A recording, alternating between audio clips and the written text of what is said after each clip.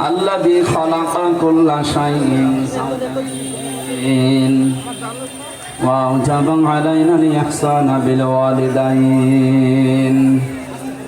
ونشهد أن لا إله إلا الله وحده لا شريك له وأشهد أن محمدا عبده ورسوله سيد الكونين صلى الله عليه وعلى آله وصحبه وأتباعه أجمعين ليلا ونهارا في الطرفين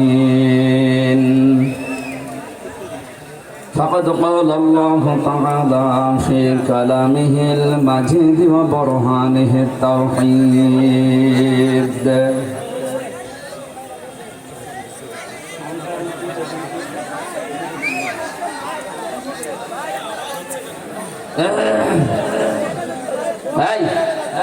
কথা বললাম না, বন্ধ করেন।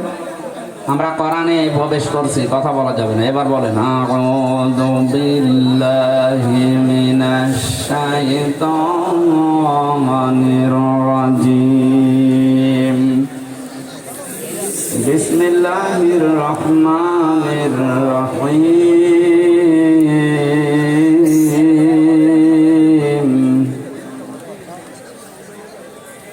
ওয়ালাকাদ যারানা لجهنم كثيرا من الجن والإنس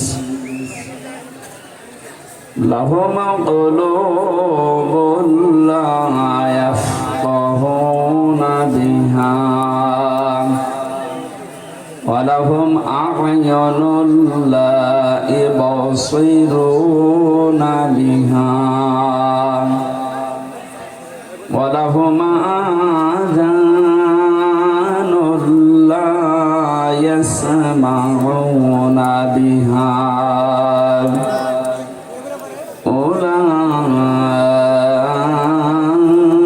أولئك كالأنعام بل هم أضل أولئك هم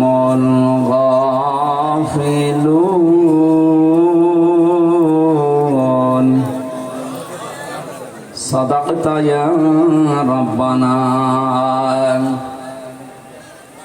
عن معاذ بن جبل رضي الله تعالى عنه قال قال النبي صلى الله عليه وسلم ألا إن الكتاب والسلطان لا يفترقان فلا تفارق الكتاب إلى آخر الحديث رواه ابن ماجه اللهم صل على محمد وآله وصحبه وبارك وسلم الحمد لله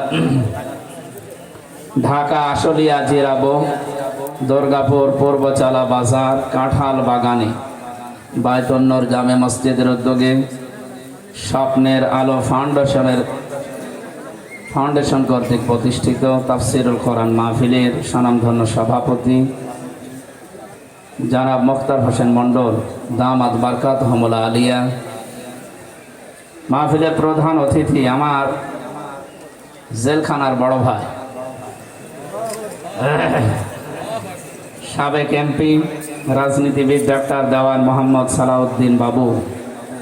আমার আজকে দেখা হওয়ার কথা ছিল, অসুস্থ, আসতে পারে না। কিছুক্ষণ আগে কথা বলেছি। আল্লাহ রাব্বুল আলামিন তার গোলামকে পরিপূর্ণ সুস্থতা দান করেন, আমিন। এখানে যারা এতক্ষণ পর্যন্ত আলোচনা রেখেছেন মাওলানা হুসাইন আহমেদ মাহফুজ, আবু জাফর কাশেমি, মুফতি আব্দুল্লাহ আল মামুন, মুফতি হুমায়ুন সাইদ, মুফতি আয়ুব আলী আনসারি, বিশেষ অতিথি হিসাবে যারা আছেন জনাব মোহাম্মদ আলী নুর রহমান, জনাব মোহাম্মদ আসাদুর রহমান সরকার, সম্মানিত পরিচালক মুফতি আব্দুল লতিফ হেকেমি, হেকেমি মানে মঞ্চে আসা বন্ধুবর মাওলানা নাজমুল হক, অন্যান্য ওলামা ইকরাম, সামনে বসা মুসলমান ভাইরা, পর্দার আড়ালের সম্মানিতা মা এবং বোনেরা, প্রশাসনের ভাইরা, প্রাণ প্রিয় ঢাকাবাসী, আল্লাহকে ধন্যবাদ জানাচ্ছি যিনি আমাদেরকে মুক্তভাবে কথা বলার একটা পরিবেশ দিলেন। খুশি হয়ে বলেন আলহামদুলিল্লাহ। দরুদ আর সালাম পড়ছে আমাদের নবী মুহাম্মদুর রাসূলুল্লাহ সাল্লাল্লাহু আলাইহি ওয়াসাল্লামের প্রতি, যাকে আদর্শ হিসাবে পেয়ে আমরা খুশি। খুশি আছেন তো নাকি? সামিয়ানার নিচে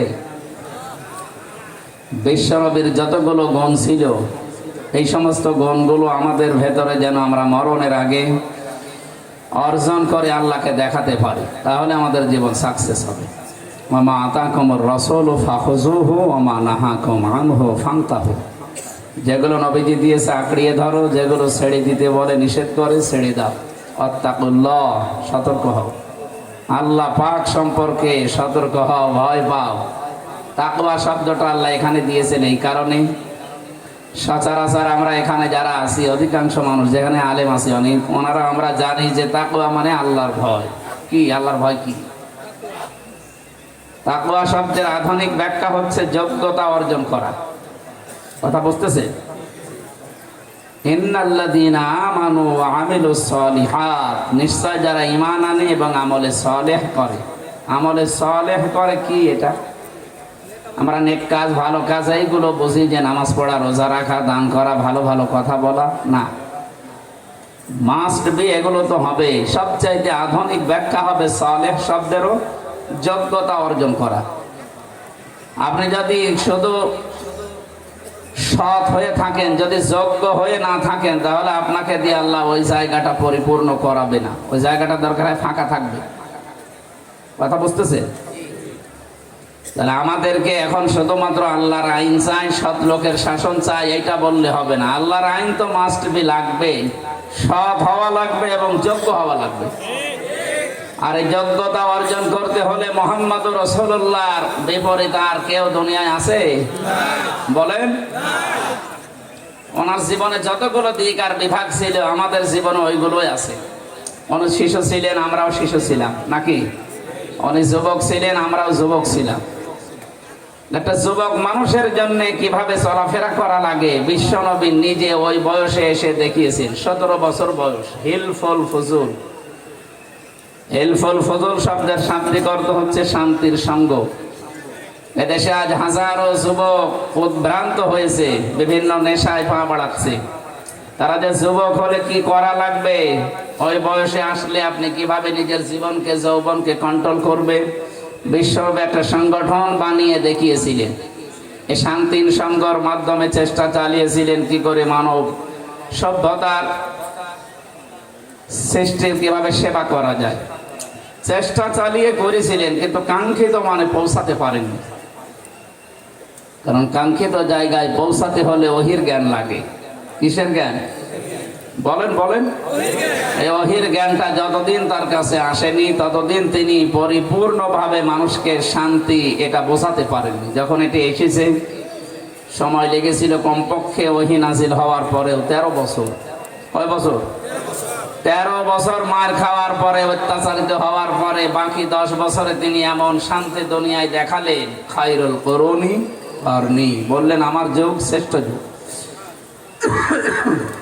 এতটুকু আমরা জমার দিন শুনি। এখানে হাজারো ইমাম আছে, খায়রুল কুরুনি কারনি পর্যন্ত বলে। হাদিসে আরো 2টা শব্দ আছে, খায়রুল কুরুনি জামান, খায়রুল কুরুনি নাস। এ পৃথিবীতে আমার যুগ শ্রেষ্ঠ যুগ, আমার জামানা শ্রেষ্ঠ জামানা, এবং আমার যুগের মানুষগুলো এখন শ্রেষ্ঠ। যে মানুষগুলো নারীর ইজ্জতের জম ছিল, তারা নারীর ইজ্জতের পাহারাদার হয়ে গেছে। কথা বলেন না কেন?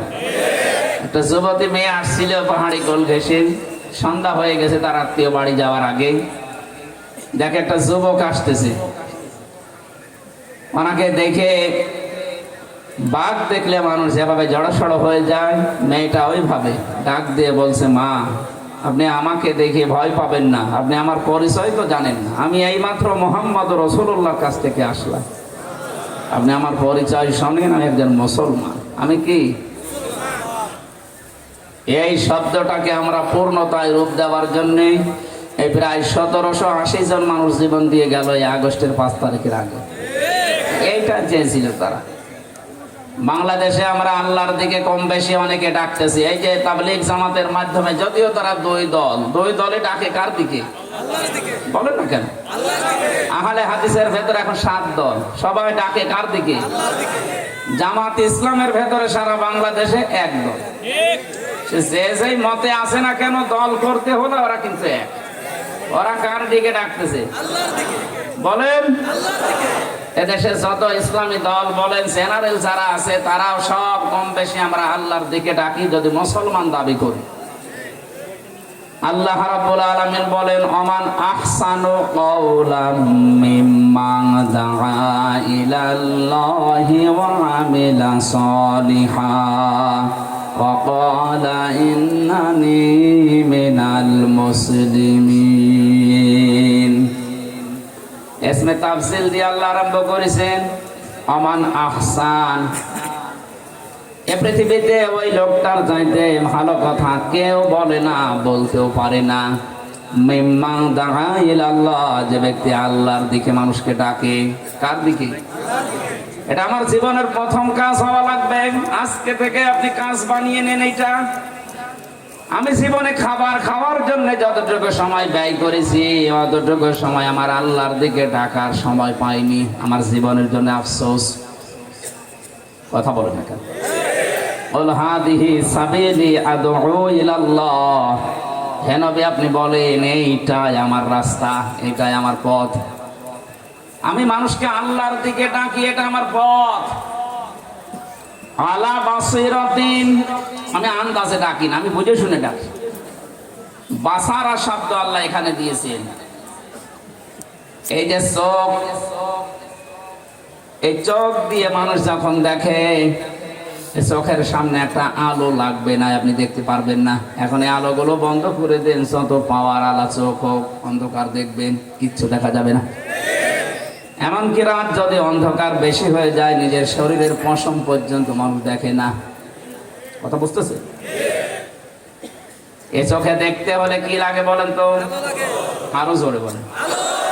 আল্লাহ বলেন আলা বাসিরাতিন, আমি আন্দাজে ডাকি না, আমি দেখে দেখে ডাকি, বুঝে শুনে ডাকি। আমার ডাকার পেছনে যে মাধ্যমগুলো আছে, এতদিন পর্যন্ত আমি মানুষকে আমার মন মতো ডেকেছিলাম হিলফুল ফজুল দিয়ে। 17 থেকে 40, এই 23 বছর পর্যন্ত আমি ডাক দিয়েছি, মানুষও এসেছে, কিন্তু পথ পাইনি। কিন্তু 40 থেকে 63, এই 23 বছরে আমি ডাক দিয়েছি। আমার ডাকের পেছনে শুধু আমি আন্দাজে ডাকি নাই, বুঝে শুনে তো ডেকেছি। আমার ডাকের পেছনে আলো ছিল, যে আলোটা ছিল, এই আলোর নাম কোরআনে কারীম। এখানে যত জায়গায় আলো শব্দ কোরআনে আছে, দেখবেন সব 1 বছর। আর যত অন্ধকারের শব্দ দেখবেন সব বহু বছর। কিতাবুন আনজালনাহু ইলাইকা মিনাজ যুলুমাতি ইলান নূর। হে নবী, এই কিতাব আপনাকে আমি দিয়েছি। কি করবেন এটা দিয়ে? মানুষদেরকে আপনি অন্ধকারের ভেতর থেকে আলোর দিকে বের করে নিয়ে আসবেন। বাসারা শব্দের ব্যাখ্যা করার জন্য আমি এইটা নিয়ে আসলাম। তাহলে আমরা যারা আজ কোরআন বাদ দিয়ে মানুষকে ডাকি, ওই ডাক দিলে আপনি আর অন্ধকারে যাবেন। এক কথা বুঝতেছেন? ঢাকাবাসী, এখানে জ্ঞানী মানুষ বাস করে, ইশারা দিলেই বসে। এটা তো আর টাঙ্গাইলের যেখান থেকে আসলাম সেই হাঁটু ভাঙা ও গ্রাম অঞ্চল না। এখানে যারা আছে মাথায় মগজ নিয়ে আছে। আজকে থেকে আপনার জীবনের টার্গেট হবে, আমি ডাকবো আল্লাহর দিকে, কিন্তু কোরআন দিয়ে। কারণ এইটা ছাড়া আমার চোখ অচল। আরো জোরে বলেন। এতটুকু আল্লাহ শেষ করেননি। আলা বাসিরাতিন আনা ওয়া মান ইত্তাবাআনি, এটা আমার কাজ এবং আমার অনুসরণ যারা করতে চায়, আমাকে যারা অনুসারী, আমার দাবি করবে, তাদের ওই একই কাজ। আমরা যারা আজ রাসূলের উম্মত বলে নিজেদেরকে কিছুক্ষণ আগে বললেন যে আমরা গর্বিত, আজকে থেকে জীবনে ডাক দেওয়া লাগবে আল্লাহর দিকে। মাধ্যম হবে বাবার জীবনী। বলেন বলেন বলেন কি? কোরআনে কারীম। কোরআন বাদ দিয়ে মানুষকে ডাক দেওয়া জায়েজ নেই, কারণ কোরআন বাদ দিয়ে যেদিকেই ডাকবেন ওইদিকে মিথ্যার সম্ভাবনা বেশি। মান ক্বালা বিহি সাদাকা, যারা কোরআন দিয়ে মানুষকে কথা বলে এরা সত্য কথা বলে। আমান আমিলা বিহি উজরা, যারা কোরআন দিয়ে কাজ করবে তাদের পুরস্কার আল্লাহ নিজে দান করবেন। আমান হাকামা বিহি আদালা, যারা কোরআন দিয়ে বিচার করবে এরা ন্যায় বিচার কায়েম করতে পারবে। এই 53 বছর কোরআনে কারিমের বিচার এই দেশে নেই, এই জন্য ন্যায় বিচারের তুলনায় সারা জীবন আমরা অবিচার দেখতে পাচ্ছি। অবিচারের সামিল আমি নিজেও। বাবু ভাই, আমরা অবিচারে জর্জরিত ছিলাম। যদি সত্যিই ন্যায় বিচার আপনি দেখতে চান এই পৃথিবীতে, মিনি জান্নাত, কোরআনের বিচার লাগবে। এইটার জন্যই তো চেষ্টা আমাদের, নাকি অন্য কোনো চেষ্টা আছে? অন্য কোনো চেষ্টা করলে আপনি কাফের হয়ে যাবেন, কারণ কোরআন বাদ দিয়ে বিচার করলে সে হয় ফাসেক, নাই জালিম, নাই কাফের। এটা আমি বানাবো। আমান লাম ইয়াহকুম বিমা আনজালাল্লাহু ফাউলাইকা হুমুল কাফিরুন ফাউলাইকা হুমুজ জালিমুন ফাউলাইকা হুমুল ফাসিকুন। একেবারে কাটছাট কথা বলছে। কোরআনে কারীম দিয়ে মানুষদেরকে ডাক দেওয়া লাগবে, কারণ কি? আমান দাআ, একালিফ টান আছে। আমান দাআ ইলাইহি হাদা, আর একালিফ টান আছে। ফাকাদ হুদিয়া ইলা সিরাতিম মুস্তাকিম। নবীজি বলেন, কেউ যদি কোরআন দিয়ে ডাক দেয় আল্লাহ নিজে তাকে হেদায়েতের উপরে রাখে। কথা বুঝতেছেন? হেদায়েতের উপরে রাখতে হলে আপনার বাবা পারবে না, আপনার পীর সাহেব পারবে না। এই কথা বলেন না কেন? হামজা পারবে না। হেদায়েতের উপরে রাখতে হলে আল্লাহ পারবে। এই জন্য আমান দাআ ইলাইহি হাদা, কোন মানুষ যদি কোরআন দিয়ে মানুষকে ডাক দেয় আল্লাহ নিজে তাকে ওই ডাক নেওয়ালা মানুষকে হেদায়েতের উপরে রাখে। তাহলে আজকে থেকে আপনি সিদ্ধান্ত নিতে পারেন না যে হেদায়েতের উপরে থাকতে হলে এই পৃথিবীর কোনো পথে থাকলে পাওয়া যাবে না, কোরআন দিয়ে মানুষকে ডাকা লাগবে। আর এটা দিয়ে ডাকতে হলে যে ঝামেলা আছে এটা আল্লাহ জানে, নাকি? সূরা মায়েদার 67 নম্বর আয়াতটা আল্লাহ এই জন্যই দিয়েছেন, ইয়া আইয়ুহার রাসূলু বাল্লিগ মা উনজিলা ইলাইকা মির রাব্বিক। হে রাসূল, আপনি মানুষকে ডাক দেন, তাবলীগ করেন, প্রচার করেন, মানুষের ভেতরে ঘোষণা দেন। কি দিয়ে দেবেন? যেটা আপনাকে দিয়েছি ওই কোরআন দিয়ে। এতটুকু আল্লাহ যদি শেষ করে দিতেন, সত্যি আমি আয়াতটা পড়তাম না যে আমি ডাক দিয়ে শেষ করে দিতাম। ওয়াইল্লাম তাফআল ফামা বাল্লাগতা রিসালাতা, আপনি যদি কোরআন দিয়ে দাওয়াত না দেন, কোরআনের প্রচার যদি আপনি না করেন, রিসালাতের দায়িত্ব পালন আপনার হয়নি। ওয়াইল্লাম তাফআল ফামা বাল্লাগতা রিসালাতা আল্লাহু ইয়াসিমুকা মিনান নাস। আমি জানি কোরআন দিয়ে ডাকলে বিপদ আপদ আসবে। বিশ্ব নবী এই 40 থেকে 63 এই 23 বছর কোরআনে কারীম দিয়ে দাওয়াত দেওয়ার কারণে 82 বার টার্গেট হয়েছিলেন হত্যার। কতবার? 82 বার। 27টা যুদ্ধের নেতৃত্ব দেওয়া লিখেছে তাকে নিজে। বলেন তো, কোরআনে কারীম দিয়ে ডাকলে বিপদ আপদ যে আসবে এটা নবী জানতেন না? বলেন বলেন। আল্লাহ বলেন, আপনি যদি না জেনে থাকেন আমি আল্লাহ বলছি ইয়াসিমুকা। মজারে এটা বর্তমান, ভবিষ্যৎ, প্রেজেন্ট, ফিউচার। এখানে যদি ফিউচার এই শব্দের ভেতরে থাকবে তাহলে কা দিল কেন? কম দিতে পারতো। আল্লাহু ইয়াসিমুকুম, আমি আল্লাহ তোমাদেরকে বাঁচাবো। কা দিয়ে মুহাম্মদুর রাসূলুল্লাহকে শুধু ইন্ডিকেট করলেন কেন? তাফসীরে ফি জিলালিল কোরআন সাজ্জাদ কুতুব লিখেছেন, যদিও আল্লাহ কা দিয়েছেন, এই কায়ের ভেতরে বিশ্ব নবীর নায়েবে রাসূল যারা তারা লুকিয়ে আছে। কিয়ামত পর্যন্ত নবীর ইলম নিয়ে, নবীর উপর নাযিলকৃত কোরআনের জ্ঞান যারা দুনিয়াতে অর্জন করছে, করবে, ওরা আক্ষরিক অর্থে ডাইরেক্ট ইনডাইরেক্ট বিশ্ব নবীর ওয়ারিস, নায়েব। কথা বলে, তারা যদি সত্যি নবীর মতো কোরআন প্রচার করতে যায়, বিপদ আপদ মুসিবত যে আসবে না তা না, আসবে। ইয়াসিমুকা মিনান নাস, মানুষের ষড়যন্ত্র, মানুষের কৌশল থেকে আমি আল্লাহ আপনাকে বাঁচাবো। এখানে ফাইল আল্লাহ নিজে, আল্লাহু ইয়াসিমুকা মিনান নাস, মানুষের চক্রান্ত থেকে আমি আল্লাহ নিজে আপনাকে বাঁচাবো। জোরে বলেন আল্লাহু আকবার। ও ঢাকাবাসী, হাদিসের শেষ কথা এইটা ছিল, যারা কোরআন দিয়ে মানুষকে ডাকবে, আল্লাহ নিজে যেহেতু তাদেরকে হেদায়েতের উপরে রাখবে। ফাকাদ হুদিয়া ইলা সিরাতিল মুস্তাকিম, কোন মানুষ যদি কোরআনের ডাকে সাড়া দিতে পারে, আল্লাহ তাকে হেদায়েতের রাস্তা নসিব করে দেবে। সুতরাং আজকে আমার ডাক দেওয়া হবে কোরআন দিয়ে। আমার আলোচনার বিষয় আজকে বিবেক। কি বললাম? এটার উপরে কথা বলবো 1-1.5 ঘন্টা। এই বিবেক দিয়ে কোরআনে কারিমে আমার আল্লাহ যেগুলো সাজিয়েছেন, আমরা তাফসীর আকারে কথা বলবো। আমি যে ডাক দিচ্ছি কোরআন দিয়ে, আল্লাহ আমাকে হেদায়েত করে রাখবে, নয়তো নবীর কথা মিথ্যা হয়ে যাবে। কথা বলে না কেন? এবং যারা সাড়া দেবে তাদেরকে আল্লাহ হেদায়েতের পথ নসিব করবে। সুতরাং আপনারা নির্দ্বিধায় আজকের তেলাওয়াত কি আয়াতের তাফসীর শোনার পরে কোরআনের এই ডাকে সাড়া দিতে পারেন। আমি যেটা বলছিলাম সূরা হামিম সেজদার 33 নম্বর আয়াত দিয়ে, আল্লাহর দৃষ্টিতে ভালো কথা দুনিয়ায় কেউ বলে না, যে আল্লাহর দিকে মানুষকে ডাকে, ওয়া আমিলা সালিহা, আর ভালো ভালো কাজ করে। এই যে সালিহ, এই শব্দটার ব্যাখ্যা করার জন্য এই যে আন্টি শান্টি করে 2-4 মিনিট আমি ঘুরিয়ে আনলাম। আপনাদের বুঝেছেন কিনা আমি জানি না। সালেহ মানে নেক না, শুধু সৎ না। সালেহ মানে যোগ্য। সালেহ মানে কি? আরো জোরে বলেন। বাংলাদেশে আজ হাজারো মানুষকে সৎ মনে করতাম, কিন্তু এই মানুষগুলো যোগ্য ছিল না।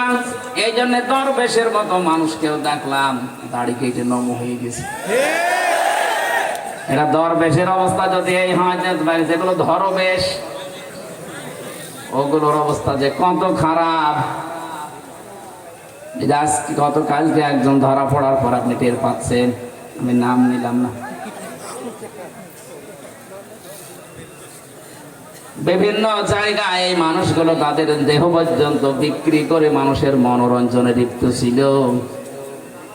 আমার মনে হয় এখনো যতগুলো লোকই আছে, ওগুলো সব যদি টান দিয়ে বের করে আনেন, প্রত্যেকটারই দেখবেন চরিত্র ঠিক শয়তানের মতো। এই জন্য এই দেশে আমরা যারা সত্যিই মানুষের অধিকার প্রতিষ্ঠা করতে চাই, শুধু সৎ হলে হবে না, আমাদের যোগ্যতা অর্জন করা লাগবে। যে যেই লাইনে আছেন ওই বিষয়ের শিক্ষা এবং প্রশিক্ষণ লাগবে। ইসলাম এইটাই আমাদেরকে শেখায় যে শুধুমাত্র আপনি সৎ হয়ে বসে আছেন, কি করবেন আপনি? আপনাকে যোগ্যতা অর্জন করা লাগবে। এই যোগ্যতা আমাদের এতদিন তৈরি হয়নি, এই জন্য আল্লাহ আমাদের হাতে দেশ দেয় না, জালেমদেরকে দিয়ে চালিয়েছে। আমি আল্লাহর এই বান্দা যে মাওলানা নাজমুল, ওনারে পাঠালাম, ভাই এই যে 1000 টাকা দিলাম, আপনি আসলিয়া যে 1 কেজি মাছ নিয়ে আসবেন। মাছ নিয়ে এসেছে 1 কেজি 1000 টাকা দিয়ে, কিন্তু মাছটা পচা। কি পুরা 1000 টাকা জলে ফেলা হবে না? বলেন না কেন? ও 1 কেজি মাছ নিয়েছে, টাকা পয়সাও 2 নাম্বারই করেনি, এদিকে ওদিকে খরচও করেনি, মাছও নিয়েছে, কিন্তু মাছটা পচা হওয়ার কারণে এখন এইটা নিয়ে এবার আর এক জ্বালা। পচা মাছ এখন ফেলতে হলে একটা জায়গা লাগবে, যেখানে ফেলবেন ওই এলাকায় দুর্গন্ধ ছড়াবে। না কিনাই ভালো ছিল। আমি আর একজনকে পাঠিয়েছি, ওনারে 1000 টাকা দিয়ে পাঠালাম যে যান, ওর মাথা ভালো কিন্তু ওর একটু চরিত্রের সমস্যা আছে। 800 টাকা দিয়ে মাছ কিনে 200 টাকা দরবেশের মতো গায়েব করে দিয়েছে। আমার এসে বলছে, হামজা ভাই 1000 টাকার কমে দেবেই না, সেটা আপনার নাম বলার কারণে 200 টাকা কম নিয়েছে। সে 200 টাকা কই? আমি ভাড়া দিয়ে শেষ করে দিস, অথচ যেতে আসতে মাত্র 2-4 মিনিট সময় লাগে। না, এই জ্ঞানজামটা তো মেটে না। ভাই আপনি দাঁড়িয়ে আছেন বসে, আপনার চাইতে এরকম 2-3 ডবল মানুষ রাস্তায় ঘোরাফেরি করছে, আমার আসতে এত দেরি হচ্ছে কেন? আমার এই জামের কারণে আমার দেরি হয়ে গেছে।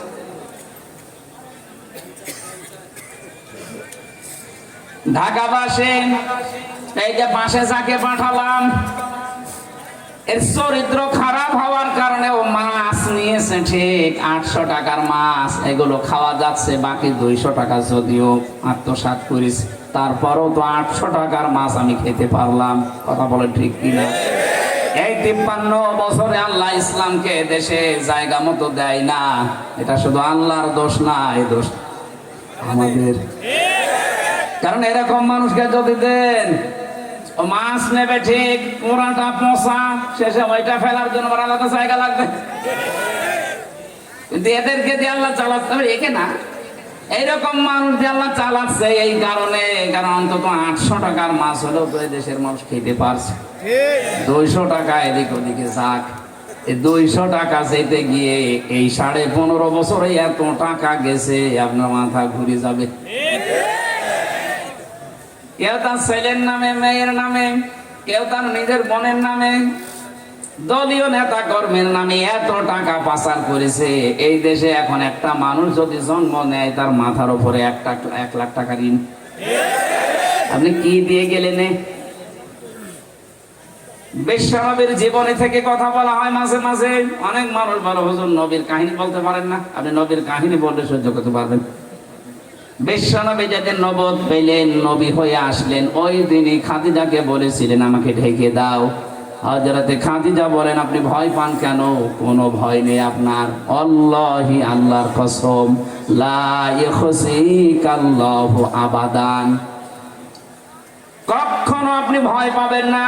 জিন, ভূত, পরী, পেতনি, এমনকি আল্লাহ আপনাকে ভয় দেখাবেন না। ইন্নাকা লা তাসিলুর রিহমা, আপনি আত্মীয়তার সম্পর্ক ঠিক রাখেন। হযরতে খাদিজার কথা দ্বারা কয়েকটা প্রমাণ এখান থেকে বের হয়। 1 নম্বরে, যারা মানুষের সাথে সম্পর্ক, বিশেষ করে রক্তের, এই রক্তের সম্পর্ক দুনিয়ায় যারা ঠিক রাখবে, এদের কোনো ভয় আমার আল্লাহ তৈরি করে দেবে না। সব ভয় থেকে আল্লাহ মুক্তি দিয়ে দেবে। এদেশে আমরা আপনার আত্মীয় ছিলাম না, আপনি আমাদের সাথে সম্পর্ক ত্যাগ করে পালিয়ে চলে গেলেন, এই কারণে তো এত ভয়। দেখেন তো, আপনি আত্মীয় ছিলেন না আমাদের। কেউ আমরা বুবু বলতাম, কেউ আপা বলতাম, কেউ ভাবি বলতাম, কত রকমের আত্মীয় আপনি, অথচ রক্ত সম্পর্ক ত্যাগ করে আপনি না জানিয়ে চলে গেলেন। হাজারো মানুষ যারা, এই মানুষগুলো আজ ভয়ে, কারণ এই ভয়গুলো আমরা দেইনি, এই ভয়গুলো আল্লাহ দিয়েছে। যে মানুষগুলো আজ 2.5 মাস হয়ে গেল বের হয় না, এই মানুষগুলো এরশাদ পতনের সময় বুক পেতে দিয়েছিল রাস্তায়। এখন বসে না কেন? আমার কুষ্টিয়ার হানিফ, আপনার তো ঢাকার মানব, এই মানুষগুলো ওই সময়ে, যে আব্দুর রহমান ফরিদপুরের, যেটা মরে গেল কয়েকদিন আগে, অগ্নিকন্যা, ওর কবরে মনে হয় অগ্নি চলছে। কন্যা যখন অগ্নি, অগ্নি ছাড়া কি পাবে? এই মানুষগুলো এরশাদের সময়ে পতন ঘটাতে বুক পেতে দিয়েছে, অথচ এই মানুষ আজ 2.5 মাস হয়ে যাচ্ছে, কেউ ঘর থেকে বের হওয়ার সাহস পাচ্ছে না। তাদের ভেতরে যে ভয়, এই ভয়টা আমরা দেইনি, এই ভয় আল্লাহ তৈরি করে দিয়েছে। এরা এই যে নিজেদের সম্পর্কগুলো ঠিক রাখে না। কুষ্টিয়াতে আমার নিজের আপন চাচা চেয়ারম্যান ছিল, ওনার বাড়িতে খাবার খেতে গেছি, হানিফ সাহেব কল দিয়ে বলেছে, কে এসেছে, হামজা কেন গেল? বলে আমার ভাইয়ের ছেলে আসবে না। বলে না, আওয়ামী লীগ করলে ভাই বোন দেখা হবে না, আওয়ামী লীগ ছাড়া কেউ আপনার বাড়ি খাবার খেতে পারবে না। আপনি আত্মীয়তার সম্পর্কগুলো নষ্ট করে দিলেন, আর সে তো আমার রক্তের জিনিস। বলেন তো, স্ত্রী হিসাবে নবীজিকে অভয় দিচ্ছে, আপনি ভয় পাবেন না, আপনি রক্তের সম্পর্ক ঠিক রাখেন, এই জন্য ভয় নেই। আর আপনারা রক্তের সম্পর্ক নষ্ট করেছেন, এই জন্য এত ভয়। আপনি একটা কথা ভুল প্রমাণ করেন, এইভাবে চলছে না যে এই মানুষগুলো 15 বছর 20 বছর আগে জীবন দেওয়ার জন্য পাগল ছিল, আর এখন জীবন নিয়ে পালাচ্ছে। মানে এ ভয় শুধু হামজা আপনাদের দেয়নি, এ ভয় দিয়েছে আল্লাহ নিজে। 2 নাম্বারটা আরো কঠিন, এইটা বলার জন্য আমি বলছিলাম, অতাহমিলুল কাল্লা, হে স্বামী আপনি ভয় পান কেন? আপনি তো মানুষের বোঝা বহন করেন, মানুষের ঋণের বোঝা, কষ্টের বোঝা, দুঃখের বোঝা গুলো আপনি দুনিয়ায় বহন করেন, বোঝা আপনি হালকা করে দেন। দুনিয়ায় যারা মানুষের বোঝা বহন করে, হালকা করে, তাদের কোনো ভয় নেই। আর আপনি কেমন উম্মত দাবি করলেন? কি হজ করে এসেছেন আমি জানি না, প্রতিদিন নাকি ফজরের পরে কোরআন পড়তেন।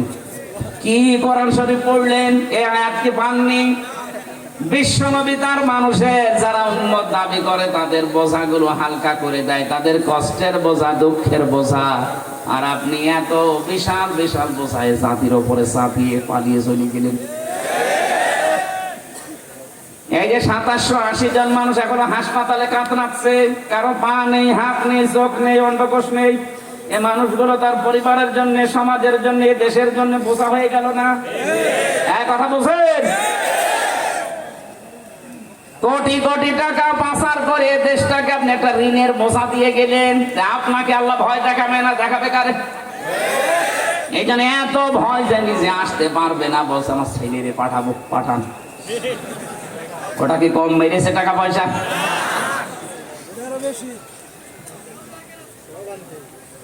নবীর উম্মত যারা দাবি করবে তারা মানুষের বোঝা আরো হালকা করে দেবে। কারো দুঃখের বোঝা আছে, কষ্টের বোঝা দূর করে তার একটা স্বপ্ন দেখাবে যে না বেঁচে থাকা যায়। আর আপনি স্বপ্নগুলো আরো ধ্বংস করে দিয়েছেন। 15.5 বছরে হাজার হাজার লক্ষ লক্ষ মামলা দিয়ে এক একজনের জীবন থেকে বেঁচে থাকার আশা নষ্ট করে দিয়েছেন। বিএনপির এক একজনকে জিজ্ঞাসা করতাম, ভাই কয়টা মামলা দিয়েছে? বলছে 313টা। 313টা মামলা। আর একজনকে পেয়েছিলাম বিএনপির এক নেতা, 553টা মামলা তার নামে। আমার মাত্র 2টা, তাই আমার জীবন যৌবন হাঁপিয়ে যায়। 313টা যার মামলা, বলেন তো সারা জীবন শুধু হাজিরায় দেওয়া লাগবে। কি জুলুম করেছিল! হ্যাঁ, এক একজনের মামলায় যা রায় দিয়েছিল, আমি একজন আসামিকে পেয়েছিলাম, ওর নাম মুকিম গাজী। বললাম, ভাই কয় বছর জেল আপনার? বলছে 160 বছর। 160 বছর জেল। এরপরও আপনি বলেন যে 160 বছর, আপনি মানুষ? আপনি তো মরি আর একবার জীবিত হয়ে আবার জেল কাটা লাগবে। কারণ মানুষ 10 বছর করে বাঁচে। এই কাজ করেছিলেন। আর বাকি হাদিসের যে এখনো 3টা পয়েন্ট আছে, ওটা তো বললামই না। ওটা বললে সব আপনার দিকে যাবে। আসলেই বলে একেবারে নিরপেক্ষ কথা বলবেন, আমার গায়ে যেন না লাগে। বলবো কি করে? যে হাদিসই বলি সেটা আপনার বিরুদ্ধে যায়। 15.5 বছরে অনেকে কথা তুলেই ফেলেছিল রাজ্য রাজনীতি আর কোরআন শরীফ আলাদা। অথচ এটা পুরা হাদিসের বিরোধী কথা। আলা ইন্নাল কিতাবা ওয়াস সুলতানা লা ইফতারিকান। নবীজি বলেন, জেনে রাখো অতি শীঘ্রই আমার উম্মতের ভেতরে কিছু মানুষ এমন বের হবে, এই মানুষগুলো বলবে রাজ্য রাজনীতি আর কোরআন শরীফ আলাদা। এটা বলতো না? অনুষ্ঠানে আসলেই বলতো রাজনৈতিক কথা বলবেন না, ওর শয়তান। এই সমস্ত জায়গাগুলো থেকে কোরআনের সঠিক রাজনীতি যেটা, এটা না বলার কারণে এই জাতির অবস্থা হয়েছিল আমরা যোগাইলে আর বউগুলো রাজমিস্ত্রি। আমার বন্ধু বলছে ঠিক, তার মানে ও অবস্থায় আমরা সবাই অবস্থায় পড়ে গিয়েছিলাম। পুরুষ মানুষ করবে রাজনীতি, কথা বলেন না কেন? এটা আমি বানালাম? এটা রাজনীতি করতে হলে, নেতা হতে হলে, এটা কি মহিলা না পুরুষ? আপনি তাকান আমেরিকার দিকে, ওরা সাথে মাতাল হলো তাহলে ঠিক আছে।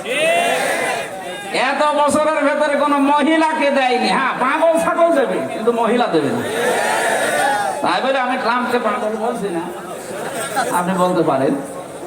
এইরকম মানুষকে বসিয়েছে, কমলার মতো মানুষকে বসায়নি। এই কথা বলেন না কেন? ওরা সাথে মাতাল হলেও তাহলে ঠিক আছে। নবীজির হাদিস আছে, লা ইউফলিহা কওমুন, লান দিয়েছে ইউফলিহা, মজারের আগে লান আসলে অর্থ হয় কখনোই হবে না। বিশ্ব নবী গ্যারান্টি দিচ্ছেন কখনো ওই জাতি সফল হচ্ছে না, হবে না, যে জাতির নেতৃত্বে কোন মহিলা আছে। আমরা এই কারণে সফল হতে পারিনি। এই হাদিসটা আমরা বিশ্বাস করি না? এক কথা বলেন না কেন? সারা মন থেকে বিশ্বাস করেন 100 ভাগে হাদিস দেখি তো। লিল্লাহি তাকবীর। আমরা হাত তুলবেন না ভাই, সামনে বিরানি আছে। ঠিক আছে, যারা হাত তুললেন আমি জানছি 100 ভাগ বিশ্বাস করলেন। আগামী থেকে আমরা সিদ্ধান্ত নেওয়া লাগবে, কিয়ামতের আগে দেশে কোনো মহিলা যেন না বসে। পুরুষ মানুষ হোক, চাচা এর সঙ্গে অসুবিধা নেই, সকালে এক কথা বলে বিকালে এক, তারপরও অসুবিধা নেই, কারণ তো পুরুষ মানুষ। কোরআনে কারীম জানিয়েছে আর রিজালু কাওয়ামুনা আলান নিসা, পুরুষ হবে নেতা। কে বলছে? বলেন বলেন। আর মেয়েরা থাকবে তাদের আজ্ঞাবহ। যারা পুরা সিস্টেম আমেরিকায় হাদিস মানে দেখেছেন, তারা সফল হচ্ছে মনে হচ্ছে, যদিও তারা তাদের দৃষ্টি আমাদের এই চর্ম চোখের দৃষ্টিতে তারা সফল, কিন্তু জ্ঞানের দৃষ্টিতে তারা সফল না। এইটার নাম সফলতা না। আসল সফলতা ফামান সুহসিহা আনিন নার ওয়া উদখিলাল জান্নাতা ফাকাদ ফাজ। আল্লাহ বলেন আসল সফল তো ওই লোকটা যাকে আমি আল্লাহ জাহান্নামের আগুন থেকে বাঁচিয়ে জান্নাত দিয়ে দেব। ওরা যেগুলো করে ওগুলো জান্নাতে যাওয়ার কাজ না, বিশেষ করে সমকামিতা। এক কথা বলে না কেন? মানবাধিকারের নাম নিয়ে আজ বাংলাদেশের এই রাজধানীর বুকে অনেকে মানব অধিকারের নাম নিয়ে সমকামিতার অফিস খুলতে চাচ্ছে। এদেশে একটা মুসলমান বেঁচে থাকতে এই শয়তানি অফিস খুলতে দেওয়া হবে না ইনশাআল্লাহ।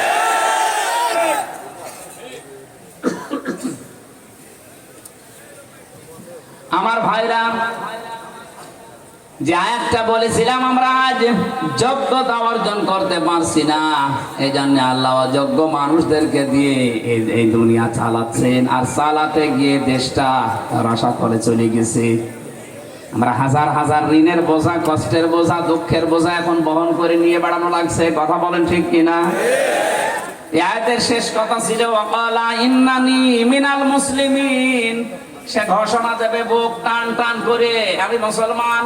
ও বাংলার মুসলমানেরা, আপনি জবাব দেবেন এই 15.5 বছর অন্তত বুকে হাত দিয়ে বলা যেত যে আমি মুসলমান।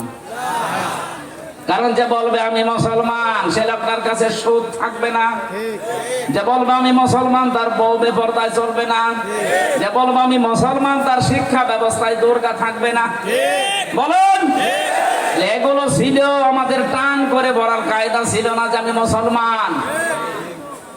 আয়াতের 2টা আমরা মেনেছি। আর জাতীয় মসজিদের ইমাম যিনি, এখন যিনি হয়েছেন মুফতি আব্দুল মালিক হাফিজাহুল্লাহ, উনি আল্লাহর দিকে কম বেশি সারা জীবন ডাকছে, ভালো ভালো কাজ করার জন্য চেষ্টা চালাচ্ছে, কিন্তু অকালা ইন্নানি মিনাল মুসলিমিন। এই 15.5 বছরে ওনার মতো মানুষ বুকে হাত দিয়ে কি বলতে পেরেছি আমি মুসলমান? তাহলে হক কথা আমরা বলতে পারতাম, শুনতে পারতাম, তো এতদিন তো শুনি নাই।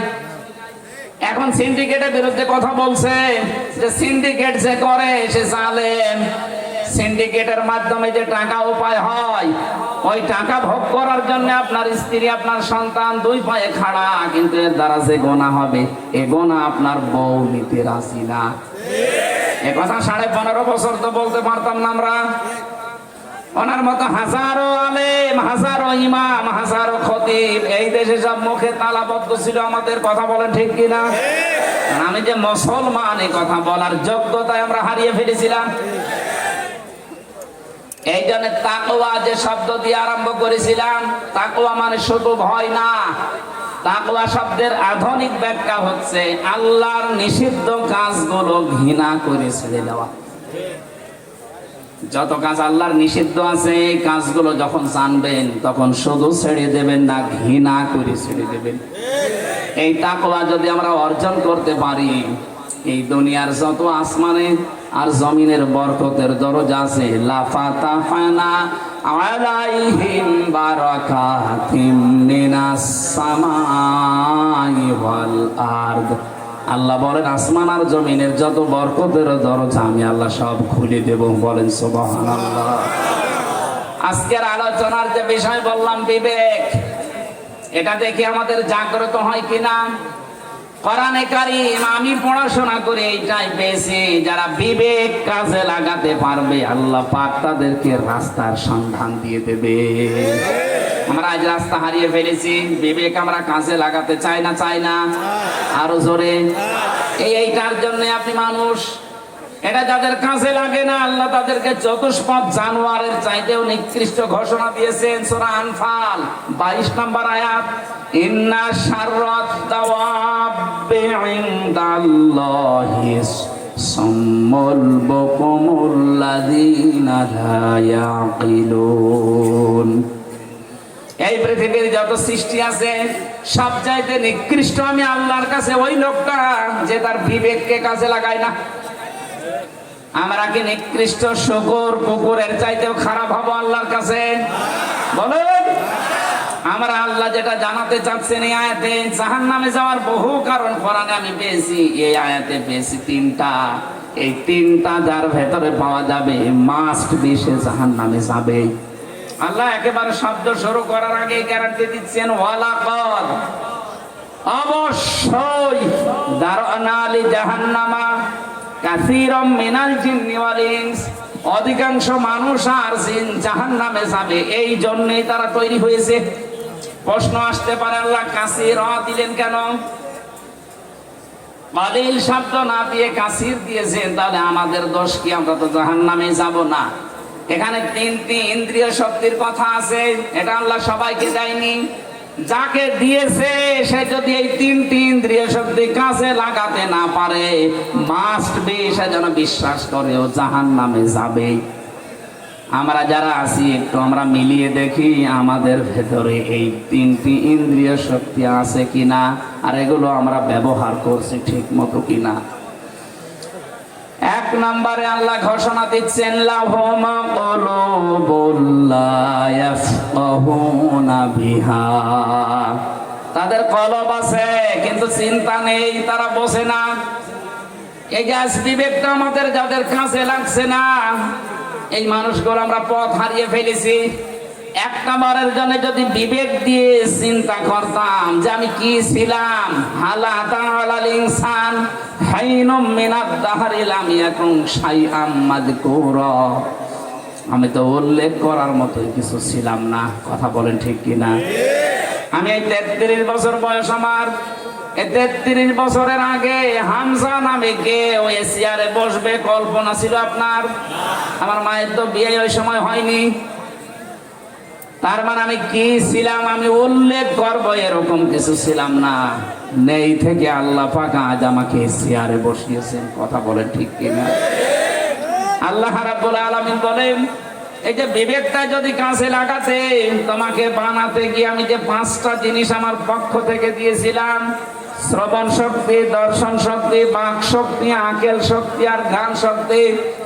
এটা সূরা নাহালের 14 নাম্বার পারা, 14 নাম্বার পৃষ্ঠা, 13 নাম্বার লাইনের 78 নাম্বার আয়াতের মাঝের অংশে আছে। আল্লাহ পাক বলেন 5টা জিনিস দুনিয়ার কেউ তোকে দেয়নি। বিশেষ করে যে বাক শক্তি, কথা বলার যোগ্যতা, আমি যদি এটা না দিতাম তামাম দুনিয়ার ডাক্তার মিলেও দিতে পারতো না। আমি আয়াতটা পড়ার পরে দেখেছিলাম বিজ্ঞান এখন প্রমাণ করছে, এই যে কণ্ঠস্বর, এখানে কয়েক ইঞ্চি জায়গা, এই জায়গা দিয়ে কথা তৈরি হয়। এক একটা কথা তৈরি হতে 27টা স্তর, 27টা ধাক্কা লাগার পরে একটা কথা তৈরি হয়। আয়াতের তাফসীর পড়তে গিয়ে পেয়েছিলাম তাফসীরে হাক্কানিতে মুফাসসির লিখেছেন, এই যে কথা তৈরি করার জন্য 27টা স্তর আছে, ধাক্কা লাগে একটার পরে একটা, প্রতিটি জায়গায় আল্লাহ এক একজন ফেরেশতা বসিয়ে রেখেছে। এর কাছে ওর কাছে ওর কাছে এভাবে দিতে দিতে 27 নাম্বারটায় যাবার পরে কথা আমার আল্লাহ বের করে দেয়। আল্লাহ বলেন, আমি রব নাম নিয়েছিলাম এই কারণে তোরে কথা বলার যোগ্যতা দিয়েছি। বিবেকটা যদি একটু কাজে লাগাতে, জীবনে এই মুখ দিয়ে উলট পালট কথা বলতে না। কারণ যারা কথাবার্তারাও লিমিট না করবে তারা নবীর সুপারিশ থেকে বঞ্চিত হয়ে যাবে।